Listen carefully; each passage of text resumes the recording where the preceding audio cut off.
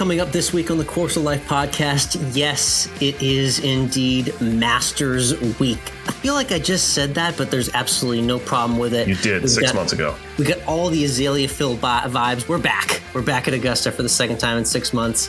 Our thoughts on that, everything coming up with the tournament that you need to watch for, plus an interesting win this past weekend in San Antonio that we get to, and some past gas updates and an LPGA major to talk about.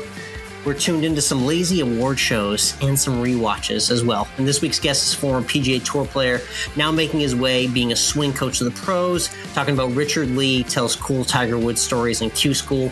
All that coming up, and we finish with baseball in the cold, breaking down DJ's Masters Champions Dinner, and much more when we hashtag AlwaysEndWithFood. All of it brought to you by our friends at Active Body. And I know the way people are feeling right now. A lot of people are hesitant to even go back into gyms, and people are still working at home and working out at home and trying to stay fit in some way. And Active Body is great because the Active 5 unit is a super easy, compatible, with any phone, portable unit that helps you work out really fast from the comfort of your own home. I do 5 to 10 minute workouts, like I've said here on the podcast before, and it's a really simple way for me to just readjust my day, reset, and get that little bit of fitness that I need to keep myself going and give myself the energy that I need. Our promo code is COL for the Active 5 unit. You can get 20% off of your Active 5 unit if you use that promo code COL. So check out ActiveBody.com and the Active 5 unit. Get fit with us and enjoy your Active 5 unit today.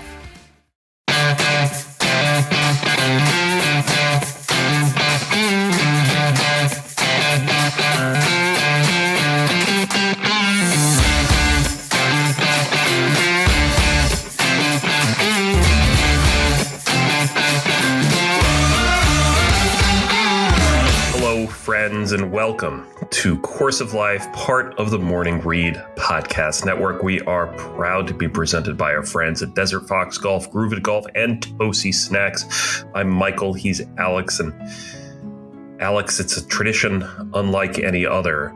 That it is. The Masters is back. Yes. The voice is back too. It's great to hear. It's great to hear your sultry tones there. That means it's that time of year. We will get into everything about the Masters being back in its typical April slot in just a couple of minutes. But first, let's wrap up what happened this past weekend at the Valero Texas Open in San Antonio. Alex, I did it. I'm a winner.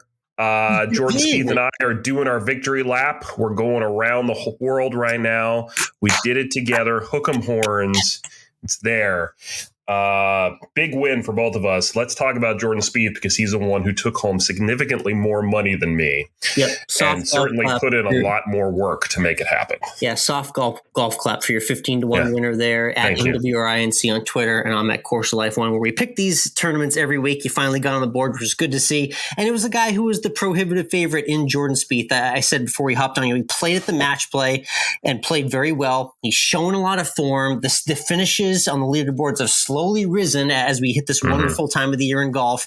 And sure enough, the week before the Masters, a tournament where he has had the highest of highs and lowest of lows in his career, Jordan Spieth gets his first win in a few years at a very important moment in front of his home fans.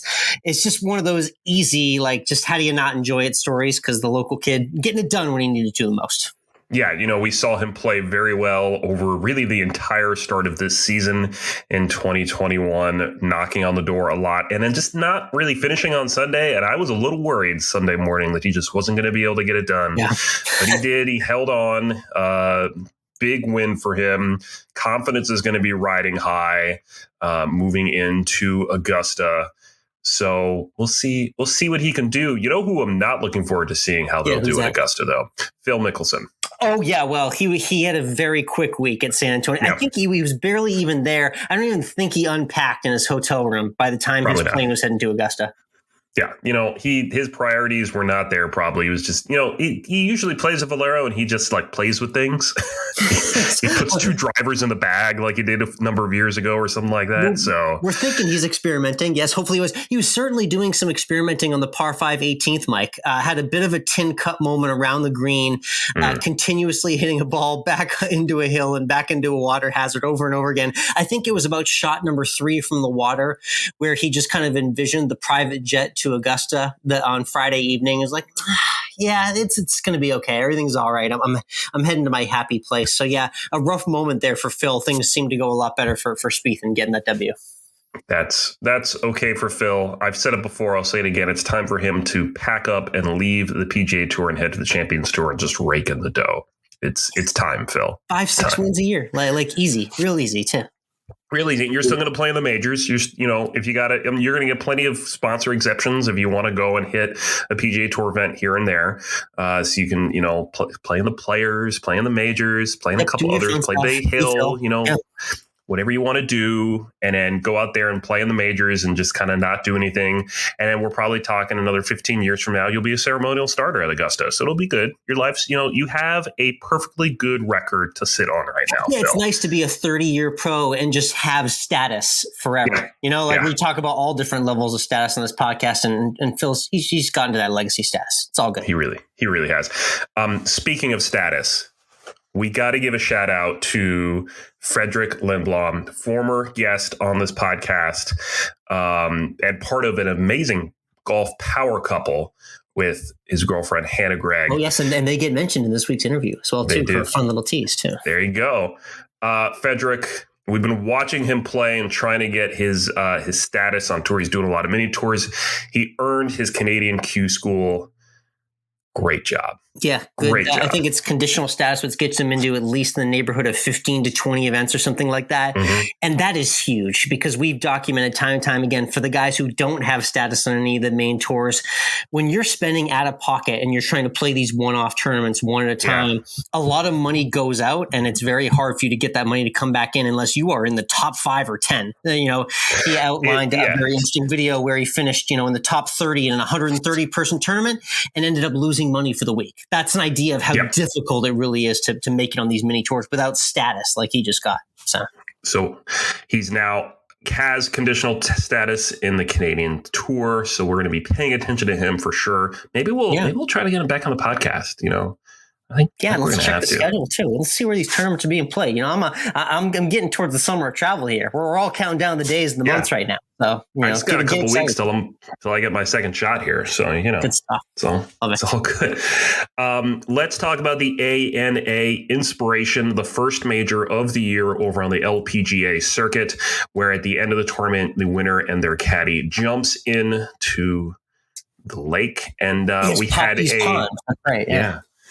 And Patty, I'm going to butcher her last name here, Patty Tavatanakit. That's pretty good, Mike. I think I was pretty close there. Maybe you say Tavatanakit for a little bit more flow or something like that. But nice job on the first effort. Close there. Wire-to-wire win, one stroke shy, beating Dottie Pepper's all-time scoring record. Second rookie ever to win since 1984 when Julie Inkster did it.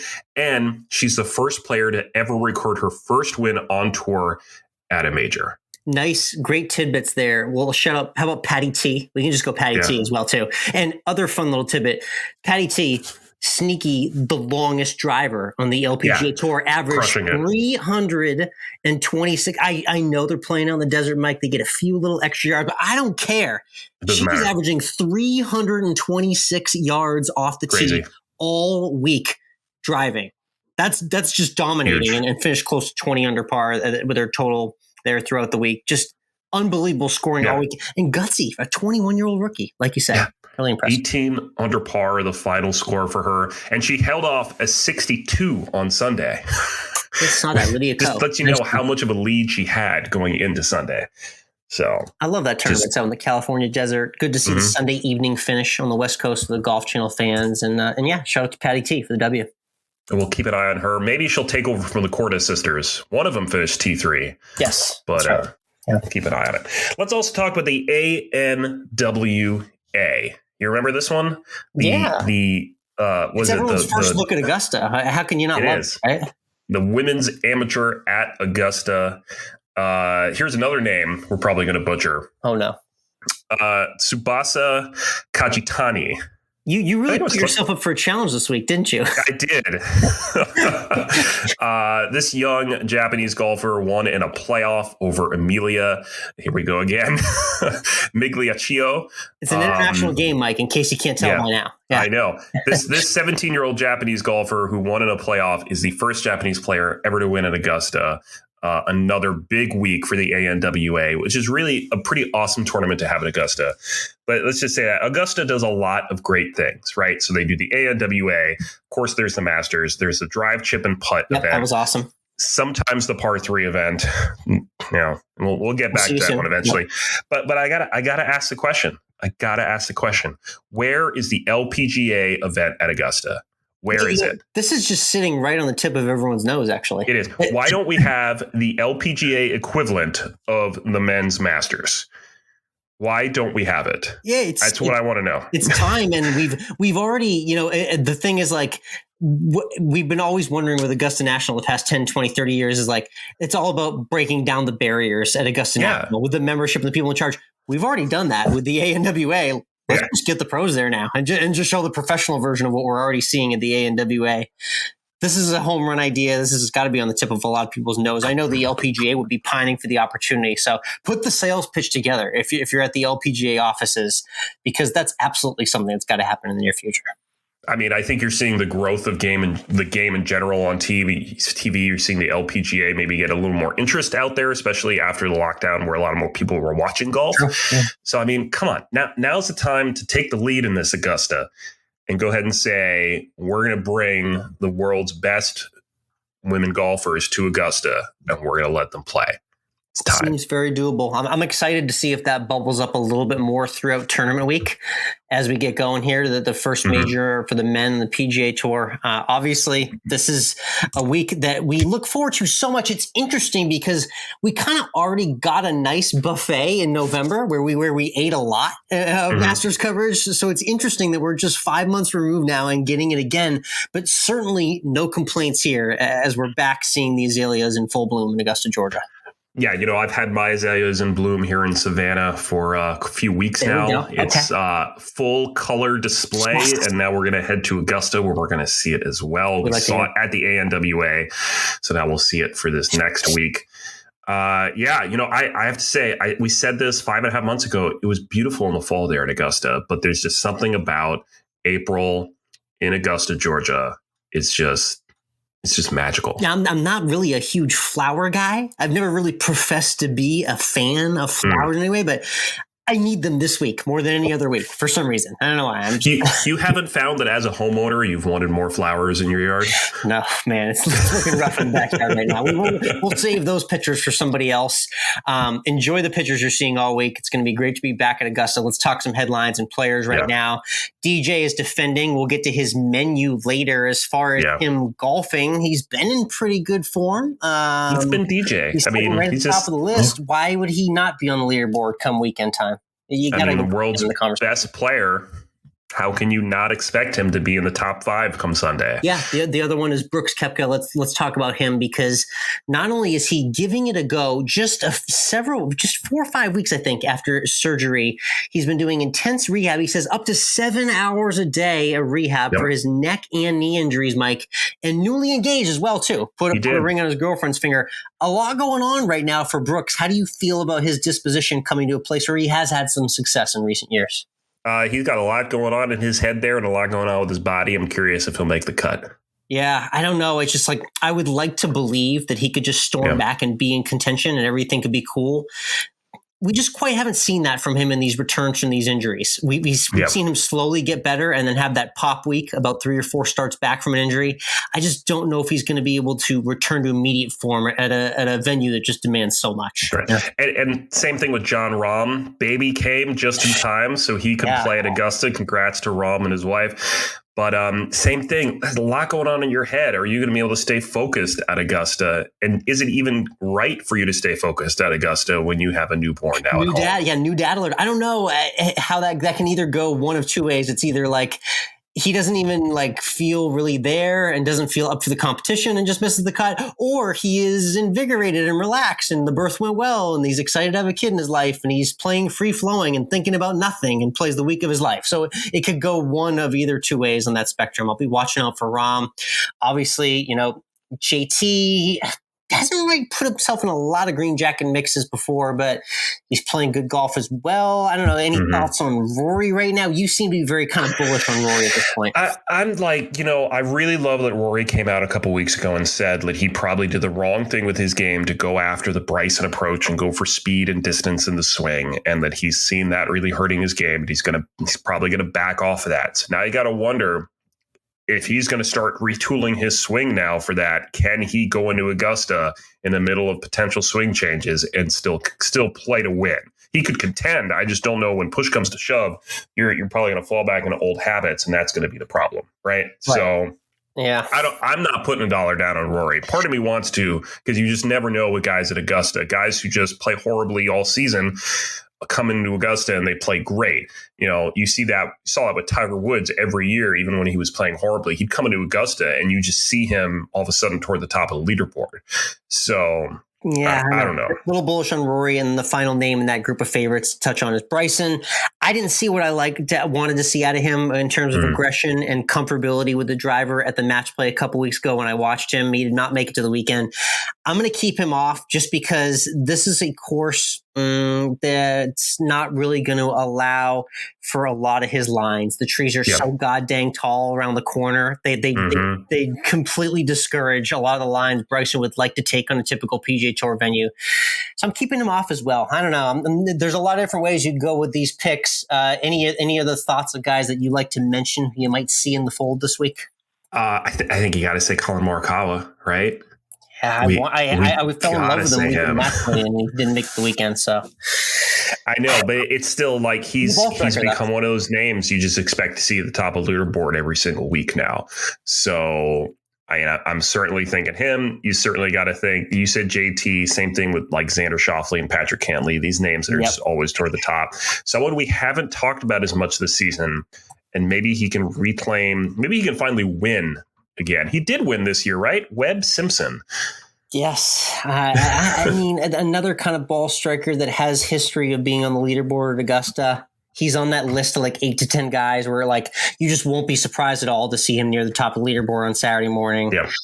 Schauffele's on that list. Cantley's on that list. Francesco Molinari's on that list. Tony Finau is on that list. Even though Finau's not a winner, he'll be hanging around the leaderboard if you're looking for someone in the top 5 or 10.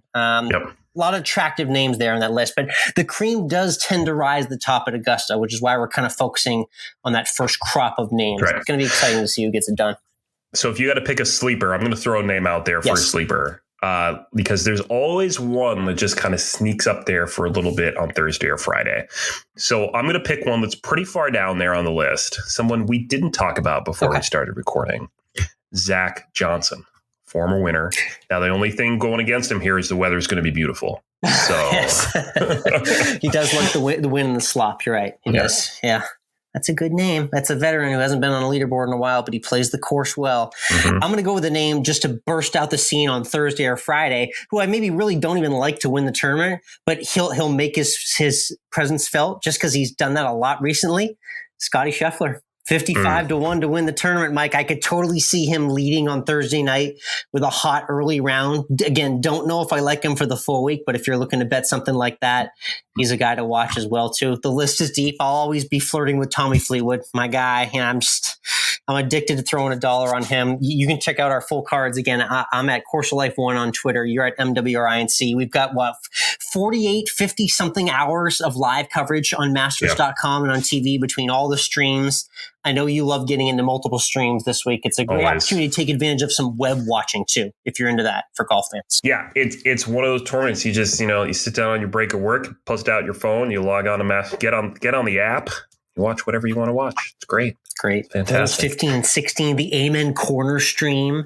They're adding a stream for holes 4 through 6, which is a fun little stretch as well too. Plus featured groups on the range, all that good stuff. So again, it is Masters Week.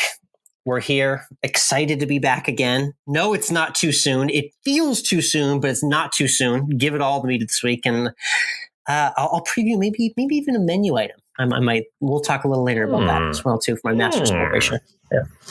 We'll get into it all. Let's change gears and switch over to Tuned In with what we're tuning into outside of the world of sports. It was another award weekend, Alex, right? Just barely, as I would say. So we're getting pretty late into the pandemic, fortunately, which is great to say. We haven't been able to say that for a long time, but we've done a lot of virtually presented award shows in the last several months. Some have been good, some have been okay, some haven't been great. We're starting to get real lazy at this point, Mike. The Screen Actors Guild, aka the SAG Awards, was on Sunday night. It was trimmed down to a 1-hour televised program. No real host or anything that you kicked it back to at any point. And they were just running through award shows left and right, award presentations left and right. I just think we're at that point where we're really ready to just all see each other and have these events again. People are getting real lazy with the award shows. Yeah. Here, the other problem, though, I got to say, is that people don't watch award shows anymore. They're just not being watched. Yeah, I think this season hurt it kind of doubly too. When realizing you're not going to get like the vibes of the red carpet and see the celebs in the audience, and there is something missing from that broadcast. Some award shows have kind of tried to bring it in their own way, putting cameras in these celebrities' houses, but it's getting lazy on the award show circuit right now. I know we got the Academy Awards in a few weeks. I'm curious to see how that all works. I feel like there'll be some form of a live host and presentation there, but we're a couple weeks away from that. Yeah, we'll definitely see what happens. Yeah. What are you up to? What are you doing to do? I'm not watching award shows. When my wife and I watch TV now at this point, we got to find something that we both enjoy together, which is a little difficult with kind of what we both like. So now we're just kind of rewatching Chuck together. Oh, yeah. Classic NBC comedy. Classic. Yeah. Zachary Levi, correct? Exactly. Okay. Yes. And what's her name? Yvonne Strahovski or something, I think. Yeah. She's now on the Handmaid's Tale. You're really going for it this week.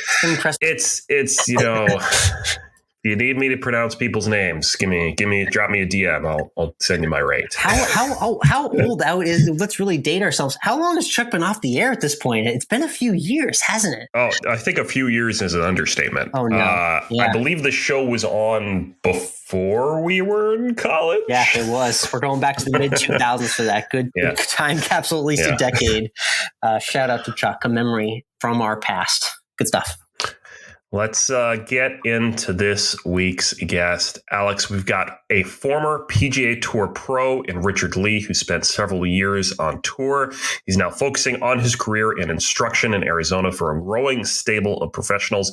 And he even played a fun little match against two past guests as well. That's right. Yeah, so he did. This is where I first found him and got reconnected to him. I remember seeing Richard on tour big time, but found him on social media because he did a little 2-on-2. It was him and Kyung Kim from the LPGA Tour against Hannah Gregg and Fredrick Lindblom. They had a fun little match that they documented on social.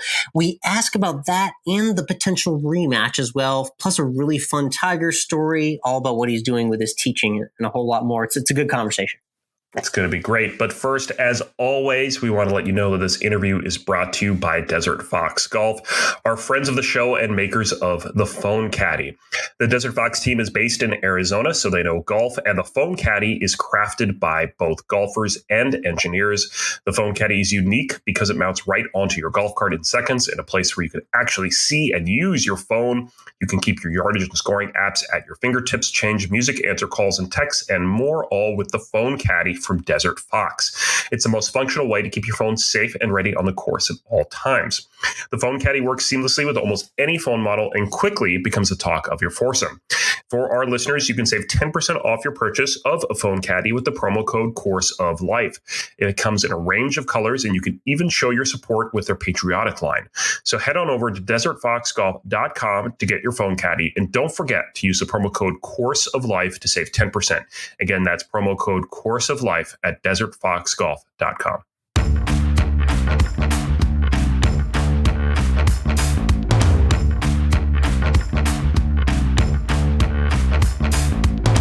Next up on the tee from Arizona, we've got a pro golfer that spent years on the PGA Tour and is now an instructor out at McDowell Mountain Golf Club out in the desert of Arizona. Beautiful area there. It's Richard Lee joining the Course of Life. Richard, how you doing today? I'm doing well. Thanks for having me on the show, and looking forward to chatting with you. Absolutely. I know you're a busy guy. You were just working the soccer practice with the kids, and you're here hopping on to talk some golf with us now. So I appreciate you taking the time. Let's just first start kind of with everything that's gone on with everyone in the world in the past year. Obviously, kind of our world got flipped a little bit upside down. I know you're kind of just getting into the teaching aspect of the game, but with balancing family and life and everything going on, just kind of how's the last year been for yourself, the wife and the kids?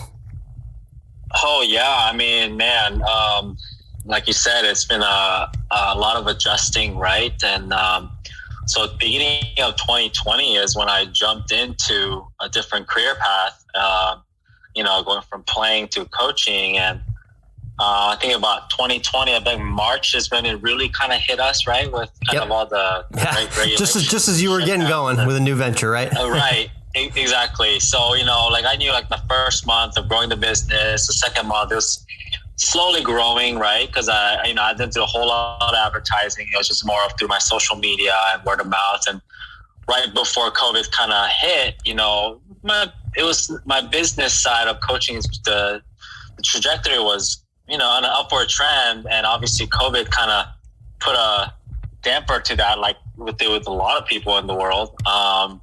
But, I think golf was one of those sports, and especially in Arizona, it never really got shut down. It was actually one of those things that one of the few things that everyone was able to do. Yeah.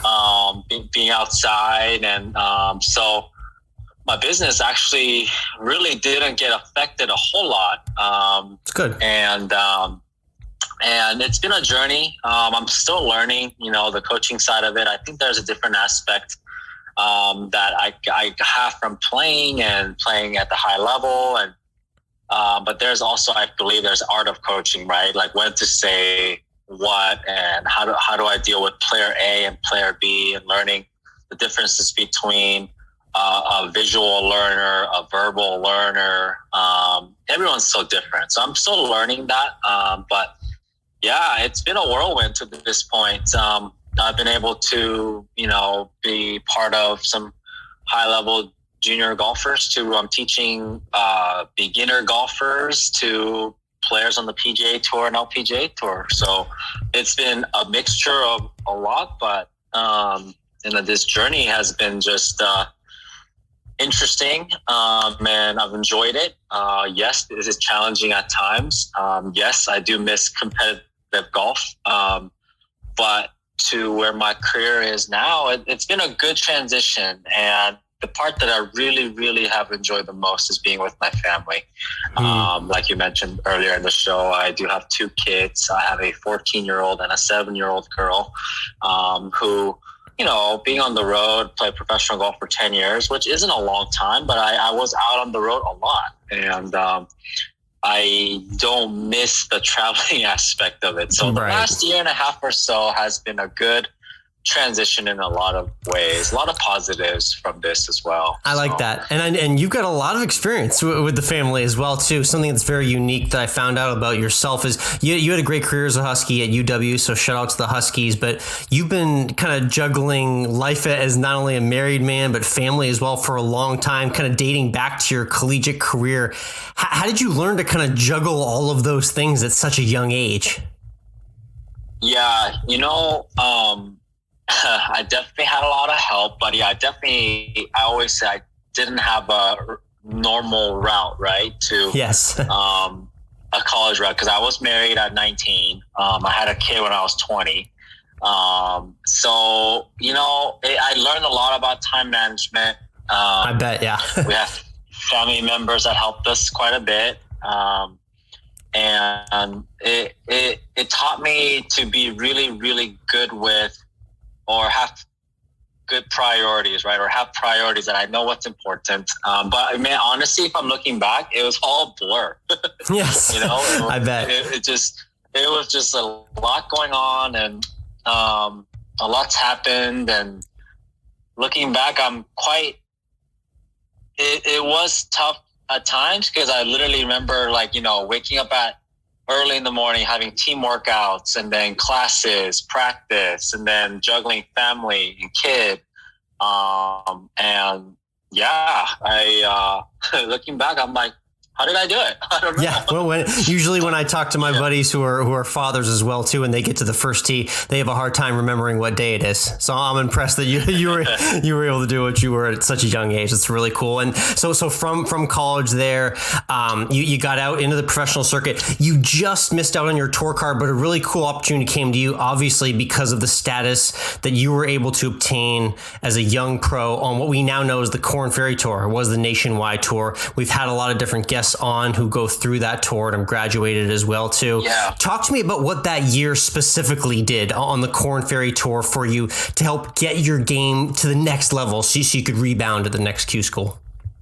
Yeah, for sure. I mean, I had a heartbreaking moment there, but because I ended up bogeying my 15th and 16th hole, my last day to miss out on my PGA Tour card by one shot. But I always say that was probably a blessing in disguise because the nationwide tour back then, right, the Korn Ferry Tour now, it taught me how to travel. It taught me how to play that many events in a year, which, in college, we maybe played 10, 12 events a year at most, and they're all spaced out, right? And we're told to, hey, show up here. We're going on a flight. We're going to this tournament. Great. Coaches take care of that. All we have to do is just show up. But, the tour life, you are on your own. Like, you have to pick the schedule and learning how to play different types of courses and figuring out the scheduling aspect of it. Okay, what's best for me? Like, okay, how many weeks in a row is ideal for me? Like, I had no idea, I didn't know my mental capacity of playing 4 weeks in a row, 5 weeks in a row, or I don't know what's too much and what's too little. Like, it taught me how to travel. It taught me how to get the best out of my game. And it taught me how to just be a pro in a lot of aspects of taking care of the little things. And yes, I always say, yeah, of course, at the end of the day, we're golfers and we're playing golf, but there's other things that you have to juggle and manage, right? Sponsors obligations, which, the nationwide tour, there isn't a whole lot of that, but being able to have the business side of it. But at the same time, learning how to say no at times, right? And learning that sometimes it's okay to say no, because that was the hardest thing for me in the beginning, because I hate saying no to people. I'm curious with your schedule, did you prefer as a guy who had all these obligations and being a dad and a husband as well, did you find that you enjoyed, say, maybe playing just 2 or 3 weeks in a row and then coming home for a week for the family and then getting back on the road? Or did you prefer maybe going out on an extended stint, playing 4, 5, 6 weeks in a row and then coming back home for a couple weeks or more extended period of time? How did you like to formulate your schedule? Yeah, hindsight's always 20/20, right? So for me, my rookie year or my first year as a pro, I had no idea what was best for me, honestly. But after that year, I was able to learn that if I play more than 3-4 events, I'm mentally fried. I get more irritable. Yeah. I make dumb bogeys, and so it was and I miss my family. And back then, playing on the nationwide tour, you're not making enough money to be able to fly out your family and be traveling with 3 people instead of 1. You're minimizing costs at all. So I was away a lot, and I just knew, for me, hindsight, 3 in a row is probably the max I will go. And back then it was just kind of all right, I got playing everything that I get into, because I felt like I had to get up on my list. You have all these to-do lists, right? To get on the top 75, top 25. You're always chasing. And it really is. And really, I learned that through the hard way of, okay, I'll rather have 3 good events versus 7 mediocre events, because, you make more money after 3 good events rather than make 6 out of the 7 cuts, but finish 30th, 40th. Exactly. You'd rather have three events where you have a top 5 and a miscut and a top 10. You make more money, more points that way. So it's trying to make it efficient as possible. So for me, 3 weeks is kind of my maximum to where I feel I can compete and have a fresh mindset. It's really not necessarily the physical aspect. It's more the mental aspect. Right. So, no, I like that. That's good. Good perspective indeed. Let's talk about that bounce back I mentioned, which was the crazy finish at the 2011 Q School. I want you to walk people through that, because from what I was reading, you finished with a handful of birdies to get your card in 2011? Did you know exactly where you stood and what you had to do in that finish, or was that all just kind of going for it in the end? Yeah. So, I always say, back then when we had 6 rounds, right? And 6 rounds, yeah. The bottom half, so technically the people that are not in contention, quote unquote, play the opposite course. And I was on that opposite course on the final 2 days. Oh man, how the rotation. Quite a direct message there to you. Yeah, right. So I used to call it the loser bracket. Yeah.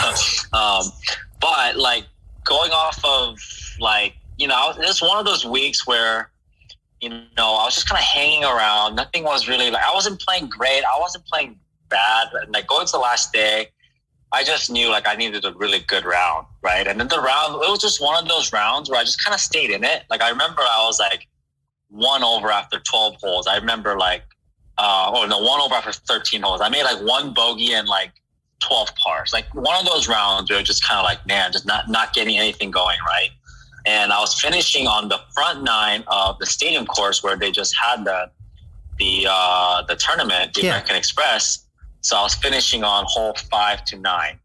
And I remember that par 5 is a very risk reward hole where you got water left for the tee shot and water right on the second shot. And I just remember I'm just kind of at the point where I'm not trying to go for broke. I'm just still trying to play steady golf. I'm not trying to go out of my way to saying, I need to make this happen. And I was just still trying to play golf. And I hit 2 shots. I ended up making a eagle putt. And I'm okay, I got to red numbers. But at that time, I still know, I'm still probably not quite there. I know there's not many leaderboards out there, especially in the loser bracket. Yes. So I'm okay, it's all right, but it's something positive. So I got some momentum going. And the following hole is the 6th hole. I don't know if you know that hole. A very tough par 3. They put the pin in the front. And I remember it was downwind. I hit tee wasn't all the way back, but it was still a long shot where you really couldn't get it close because the front pin, downwind, short water, so no one's going to go for that. I hit a 6-iron. I had about a 40-footer. The ironic thing about that hole is our group got on the clock, and the rules official comes up to us hey guys, you guys got to speed it up. And it's Q School, last day of Q School, and we're all grinding, right? It's and I remember feeling rushed, but I end up making that 40-footer. I'm oh, okay. Wow. I just went eagle birdie. And then I kind of knew, I was sensing, because the camera crew showed up 3 holes to go. I'm okay. So and they're following me. And they're obviously, I'm thinking, okay, now I got to be pretty close, whether I'm either one. I'm thinking I'm still on the wrong side, but I'm close. And I end up parring the next hole. So I got 2 holes to go. Number 8 to par 5. I hit 2 great shots just off the green, past the hole, get up and down for birdie. I'm okay, now I got to be really close. The camera is on me every shot from that point on. And then the last hole, number 9, not an easy hole. And even to that point, I really didn't know where I stood playing the last hole. You didn't? And okay. I hit a great drive. Yeah, I had no idea. But I knew I was close. And I hit a really good second shot to about 6 feet. So I tucked right pin, and I'm wow, I hit another great shot. And in that moment, what the funniest thing was? I wasn't nervous at all. I was probably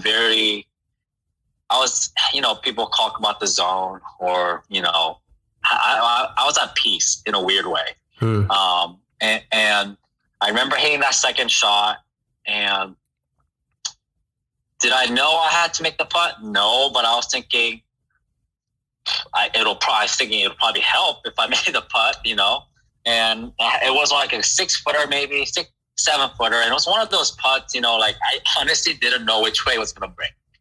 It was just kind of one of those, but in a weird way, I just knew if I hit the putt solid, I just knew I was going to make it. It was just one of those weird, whether it's divine intervention or, what is meant to happen, it's happened. I'm a big believer in that, Love that. And for me, it was kind of I hit the putt, obviously went in the hole. Even when I made the putt, there's some footages out there where I was looking at my family, I'm giving them I don't know, is it good enough or whatnot? And they gave me a thumbs up, and that's when I knew I made it. And that going from crumbling the year before and missing out by one to making it by one in that dramatic fashion to have your dream come true. It was one of the most rewarding moments of my career, even to this point. And that was, yes, it's probably the most, technically looking from the outside in, one of the most pressure-packed situations. And don't get me wrong, I was nervous the whole week. It's Q School, it's 6 rounds, and you're mentally tired and physically tiring. But in those 5 holes, probably the most amount of peace I've ever had on a golf course. Interesting. In a weird way. I love that you say that. And it's cool how much value you put on the Q School, and it got you. I mean, that was that plateaued you to the PGA Tour. It's a lifelong dream of so many guys who are out there participating in that Q School, all 3 stages too. So awesome to hear that story of rebounding from last year in 2010 as well. So You get to the tour. You've had a couple top 5 finishes on tour as well in your years on tour. But one really cool highlight I want you to talk about is playing with Tiger Woods at a course that I know very well. I grew up in the Boston, Massachusetts area, so I spent many years going to the former Deutsche Bank tournament at TPC Boston. And I know you have some really cool memories of a day specifically playing with Tiger at that course and just the roar and just the energy surrounding that pairing. Yeah, man, you did some research. I like it. So, we get our tee times, through text messages the night before, right? And I knew when we were looking at our leaderboard, I'm like, oh, damn, right next to Tiger Woods. I'm like, I have a chance to play with the GOAT. And I got that text message and I was just over the moon, because Tiger was my golfing idol growing up, like a lot of people.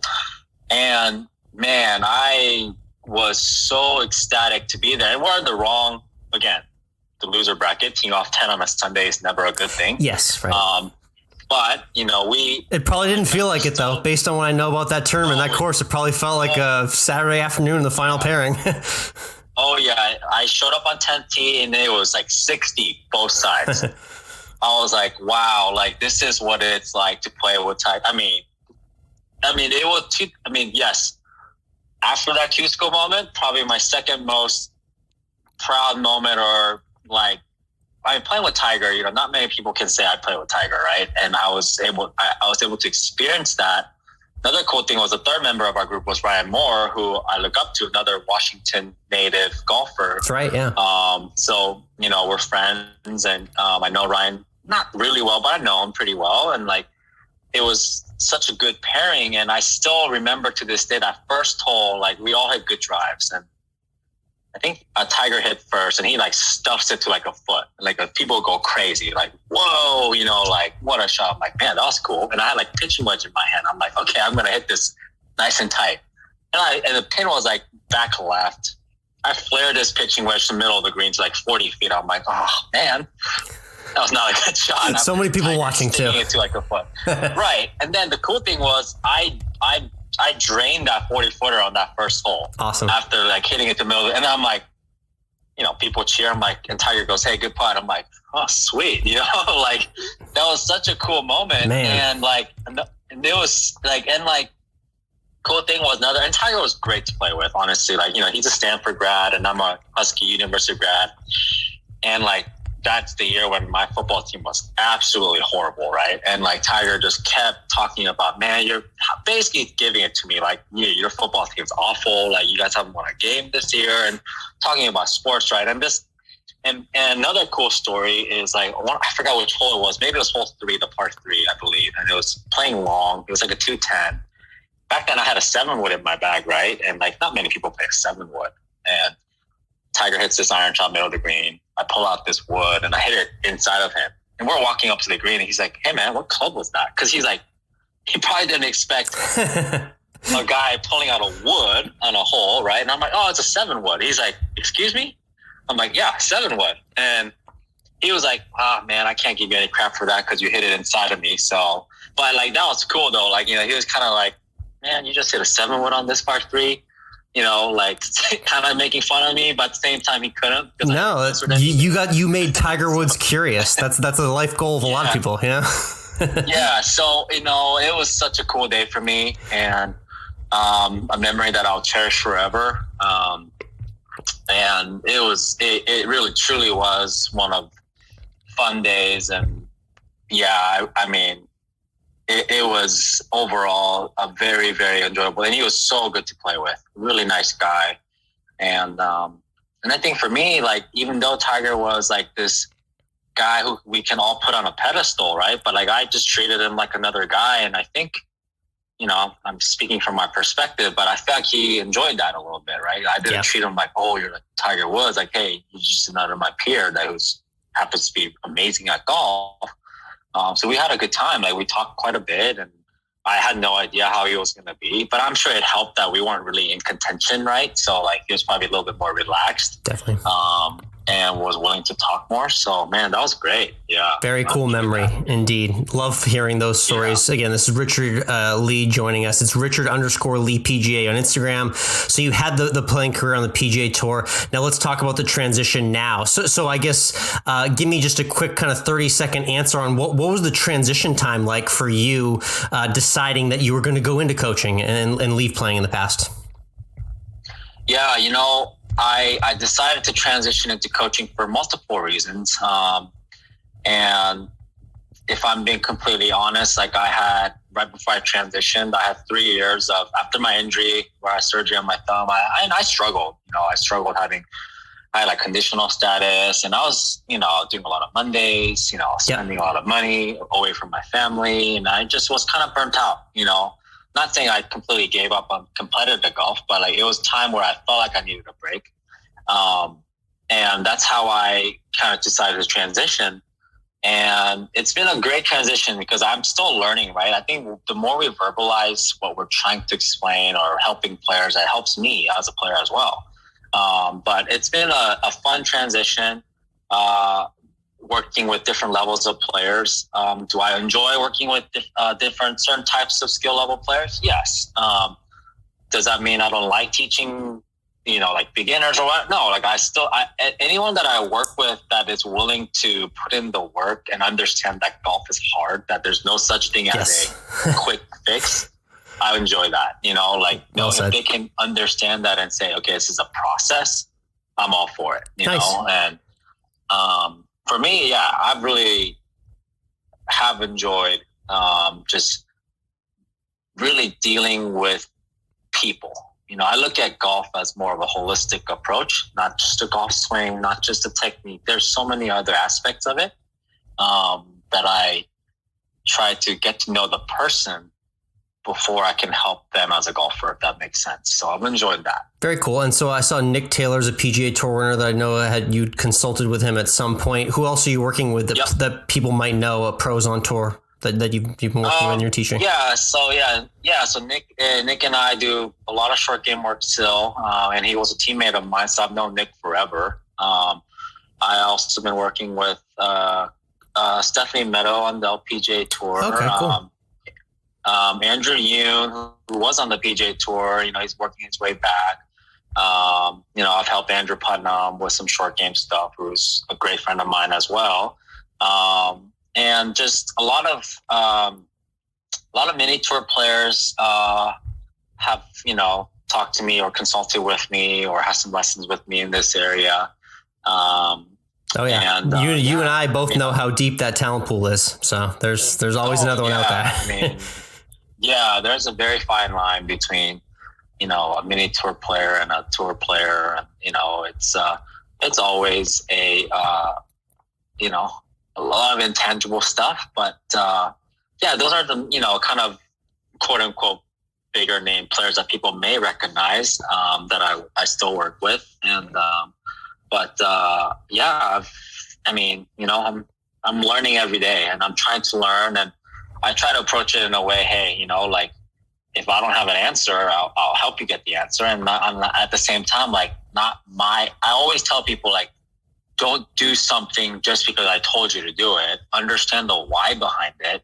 And if you can, like, put that into your own feel or understand, right? Like, golf, everyone is so different in their aspect of learning and feel. So, and me being coming from a player's background, I can relate to that, right? So I feel like that's kind of the approach I have with anyone that I work with is like, hey, like, ultimately you're the one hitting the shot. And if anything doesn't make sense to you, please like communicate that with me. Don't do something just because I told you to do it. I appreciate that attitude. Definitely. Let's get to some quick shots here for the last few minutes of our conversation with you, Richard Lee. Yeah. Let's talk about a couple of friends of the show as well that we've had on the Course of Life podcast. Talking about one of my favorite couples in golf, Fredrick Lindblom and Hannah Gregg as well. You did a little 2-on-2 match with them recently out in Arizona. I think they got the better of you at the end, but I want to know, is there a rematch in the works? And what's been the recent talk between you guys? Fred and Hannah, they've been good friends, and it's been nice getting to know them. And yes, they did get the best of me and Kyung. And if I'm being honest, Kyung played great. I just didn't play very good. Okay. About my end. And Fred played great that day. They got us. Yes, the rematch is definitely in the works. Everyone has busy schedules, so it's hard to get everyone together at the same time. But it'll definitely happen.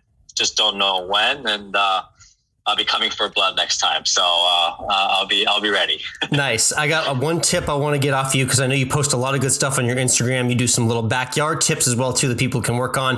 One nice chipping technique that you showed for chipping specifically, I think, is great for amateurs. You demonstrated a great video on your Instagram of a little bit of kind of like a pop chip that you hit from squishy lies in the rough, where you leaned really, really far forward on your left side, and it was interesting to see. But I want you to just kind of describe that shot for amateurs who really just struggle to get any sort of loft on chip shots and need to kind of manufacture that. Talk them through how that shot could work for them around the green. Yeah. So the idea of that shot is when you're in like a kind of a scruffy lie or thick rough lie, like when you need to get the ball out soft. So like the reason why I'm angled my body so far to the left is that I want to slide that club underneath it, right? Of the ball. And I'm trying to create speed without trying to hit it too far, if that makes sense. Yeah. We need speed to get through the grass, but at the same time, we don't want to hit something too far. So for me, it's a very handy shot because I'm trying to literally use my hands and wrists to kind of create the angle and the shot. So, but in order for me to do that properly, that's why my body is so angled. I call it creating angle with the body so that I can kind of neutralize the loft of the club. So it's kind of like a shot that's the shot that I actually learned from James Siegman, who's a great short game instructor that I used to work with when I was on tour. He calls it like the cock and pop shot. It's like you vertically hinge it, so you create that angle, and you just literally try to pop that club right underneath the ball so it just kind of pops up and just rolls out. So it's not a shot that I will always play, but it's a shot that's nice to have when you're in a kind of a iffy situation, kind of short-sighted, thick rough. You need to just pop it out. It's a good way to do it. So create a lot of body angle, grip down to almost the shaft of the club. You're trying to minimize the length of the club too, because you don't want to hit it too far. So that's kind of how what that shot is created for. It's almost like a specialty shot, if that makes sense, I appreciate it. No, it was cool to see you manufacture the loft like that. Let's talk about where you are teaching now too. I love the Scottsdale area. I told you before, I've been to the Valley area a few times now for trips, both for golf, content, fun, and everything in between. You're at McDowell Mountain, which is not too far from TPC Scottsdale, right there in North Scottsdale. What can people look forward to when they head out to that course in the club where you're teaching at now? Yeah, it's a very a fun public golf course. It gets a lot of play. But it's a kind of a desert course. I like to. They have a lot of character. There's a mixture of easy holes. The par threes are pretty tough out there. But other than that, it's a pretty gettable golf course. And it's would I say it's a hard course? No, not really. But it's pretty. A generous course. They could make it really hard if they put some pins on some dicey place, because a lot of the greens have some undulation to it. Mm-hmm. But it's a fun course. If people are ever in Scottsdale area, it's a very good public golf course to play. And for as you know, golf in Scottsdale can get very expensive. And for the pricing of it's a little bit, let's just say it's a little bit more affordable than courses like TPC, Scottsdale, or Greyhawk. Yes. And it's a good little public course to play if you're ever out in this area. Nice. And let's finish with our last question and talk about the 19th hole at McDowell Mountain. When you like to get in from a long day on the course or teaching as well, what is like your favorite meal and drink combination you love to have in the clubhouse? Oh man. Well, I'm not a huge alcohol drinker, so that's okay. It can be anything. Yeah, they have, I mean, for me, honestly, after a long day, I love a nice, just Arnold Palmer, ice water, or if I'm really feeling that, I mean, I probably shouldn't drink a lot of soda, but unfortunately that is my, my, it's one of your vices. Yeah. Mm-hmm. No problem. Yeah. But like food wise, I mean, they have, great sandwiches there. So, I would say a nice club sandwich and a nice Coke Zero will be my tired at the end of the day, hungry type of food that I'll enjoy. Love that. Great 19th hole choice. And yeah, the Arnold Palmer, but far and away the most popular non-alcohol beverage choice there on that question. So you're definitely with the majority there. Hey, Richard, I appreciate you taking the time to hop on the Course of Life. Again, looking forward to that rematch with Hannah and Fred, and of course your content on social media and your teaching as well. And hit them straight out there. Hey, it was nice to meet you, and thanks for having me, and hope to meet you one day. Absolutely. I'll see you out in Arizona. Sounds good. Thank you.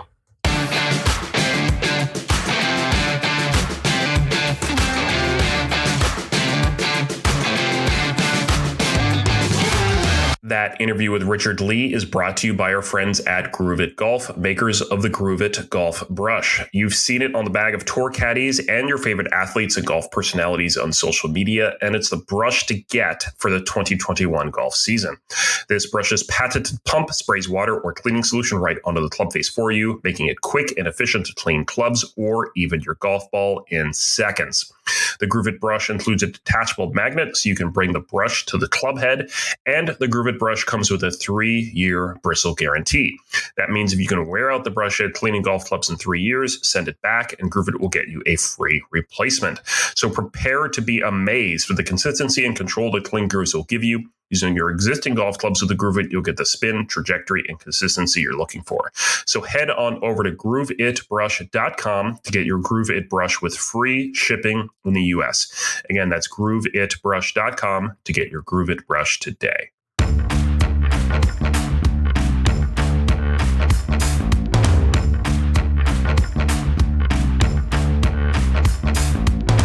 And we're back. Great interview there with Richard. It's always surprising to me, even though we talk about it a lot every week, just how difficult it is to earn status on tour with him needing to make 5 birdies in a row.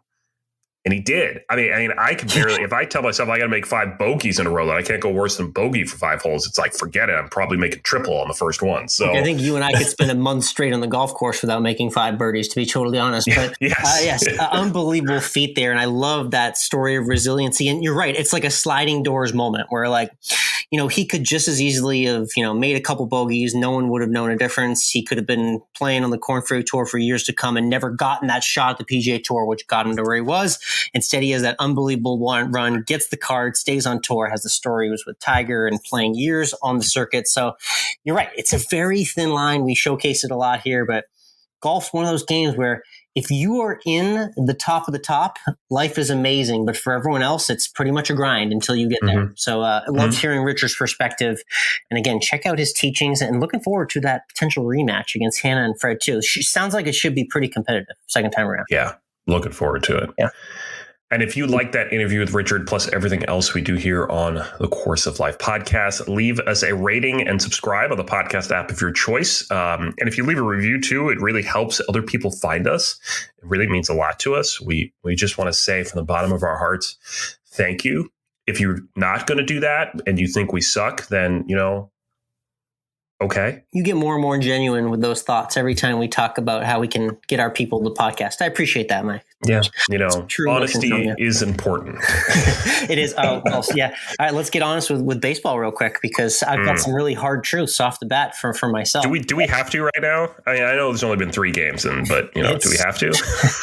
It's like, well, where do we want to start? I'll tell you one place that was nice to start. Opening day, we had snow baseball. That was nice. That was nice. Not only for a moment, we got the first home run of the season in the snow. Cabrera didn't even know it was a home run. He slid into second base, and he had to be told it was a home run. I mean, that was a fun moment. Keep going. A little light snow to start the season.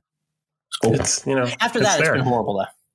It's been pretty horrible. Nationals and Mets had COVID rear its ugly head right in the first opening series of baseball, too. So that happened. Yep. And then let's get it over with. My Yankees 1-2 to start the season. I mean, what I will say, I'm going to bring everybody down to earth for a second here. Seth Rothman said this on Twitter, our friend Seth. Okay. You're going to lose, even if you're going to win 60% of your games, you're going to lose 40% of your games. So it's okay. I appreciate that little 6th grade math lesson there. Thank you. And there are 162 games. Try and tell that to the panic-stricken Boston Red Sox fan base right now.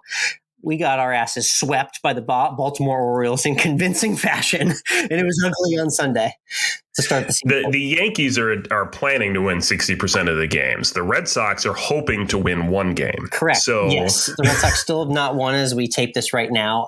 Going past Easter weekend without that. Very depressing. Starting pitcher that we paid dozens of millions of dollars for couldn't even get to the 3rd inning on Sunday. So just absolutely getting lit up in every direction and not good times. Full on panic mode already. I know you love the Boston Sports Talk Radio report. It's full on panic mode already. We're already wiping the season away based off what we've seen 3 games in. So not good vibes for Red Sox Nation starting off. What I will say is that I think it was the 98 Yankees, which turned into one of the best baseball teams of all time, started out as one of the worst. That kind of first weekend or so, they had a horrendous start and then turned it around. So, you guys are no Yankees, but there's a chance that you can win 2 games. That's good. All right. Well, that's good. At least we're not going to go 0-162. That's comforting. There you go. You know what, though, is really sucking right now for both of us, in addition to baseball, is our March Madness brackets. Yeah, mess from the start, really, for me. Yeah, really was. Started weekend 1, and I mean, the only saving grace is you can say oh, great, I have Gonzaga in the championship game. Great, so does everybody else. It's there's just really not much to report there. It was a horrible bracket season for everyone. But shout out to everyone who did join the pool. We enjoyed having the company in there. Fun buzzer beater last Saturday night for the Zags. Doesn't get any more March Madness-y than that. So that would be my highlight, at least. At least we got a little bit of influx with the underdogs. Yeah. There you go. Let's hashtag AlwaysEndWithFood. That's right. It's brought to you by Tosi Bites and Tosi Snacks. Promo code COL20 for 20% off. Tosi.com/COL. Check them out today. A few different topics food-wise. Let's get into things not golf-related before we talk about this Masters Champions Dinner menu. French fry debate, fierce one on Twitter. There were 4 different types of French fries. One of them had to go, Mike. It was classic shoestring fries. It was curly fries. It was crinkle fries. And it was waffle fries. Tell me who you eliminated. Waffle. Convincingly, too. You didn't even bat an eye at me.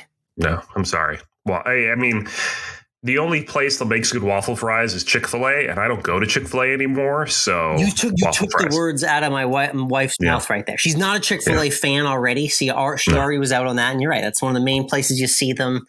Yep. I only said crinkle just because I think I had some bad experiences with some undercooked crinkle fries from a vendor, and they don't have a good soft complexion if they're not cooked right and the right amount of crispiness. So I did throw away crinkle, but I mean, I don't know. I could throw away curly as well, too. I was going back and forth on this all weekend. Very fierce topic on the internet.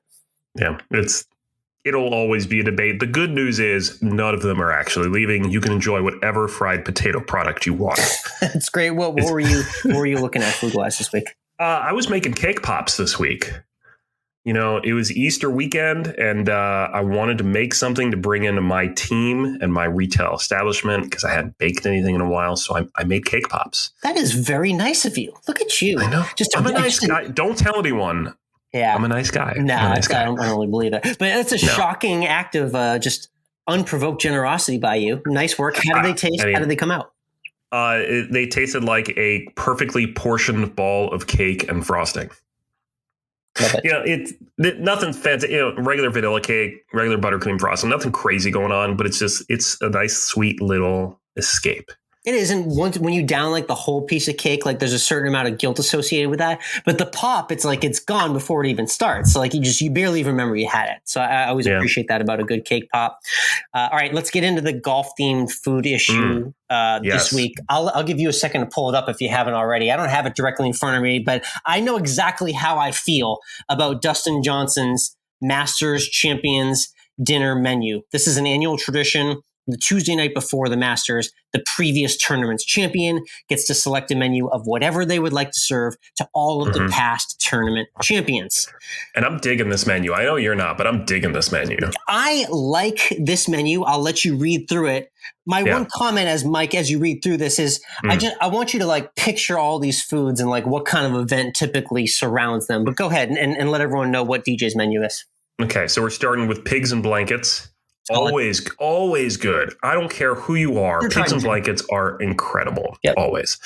Lobster and corn fritters. Fancy. Like it. Little more highbrow. Yep. Salad. House salad or a Caesar salad. Fair choice. Good. Family style sides of either mashed potatoes or spring vegetables. Oh, okay.